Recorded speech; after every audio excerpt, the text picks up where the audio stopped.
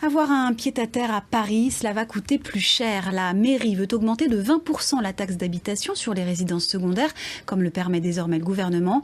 Dans la capitale, il y en aurait près de 100 000 et elles sont très peu occupées.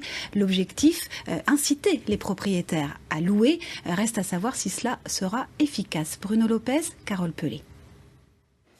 Voici typiquement le parfait pied-à-terre que nous proposons à nos clients, à la vente ou à la location.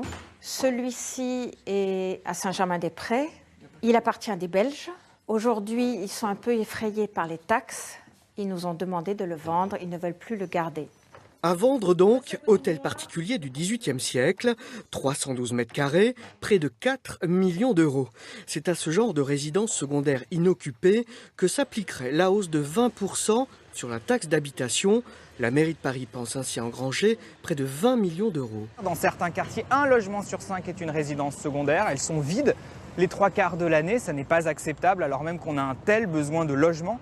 Et cette taxe vise justement à faire en sorte que ces logements soient remis sur le marché et profitent à des Parisiens. Ça ne va absolument pas dégager de la place. Les gens ne vont pas plus louer parce qu'ils sont taxés de 20% en plus sur la taxe d'habitation. Ça n'est pas pensable. Et pour cause, cette mesure représente une hausse moyenne de 142 euros par foyer. A priori donc, pas de quoi effrayer un acheteur prêt à débourser des millions. Le cœur de la capitale et le triangle d'or de couleur foncée sur cette carte concentrent l'essentiel des résidences secondaires. Au total, elles sont 100 000 vacantes dans la capitale. Une typologie qu'a étudiée cette ethnologue. Selon elle, la surtaxe de 20% relève du symbole.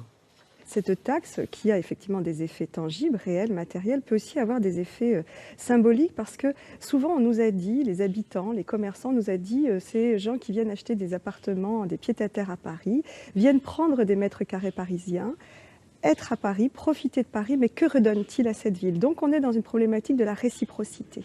Cette proposition de surtaxe sera discutée au Conseil de Paris les 9 et 10 février prochains.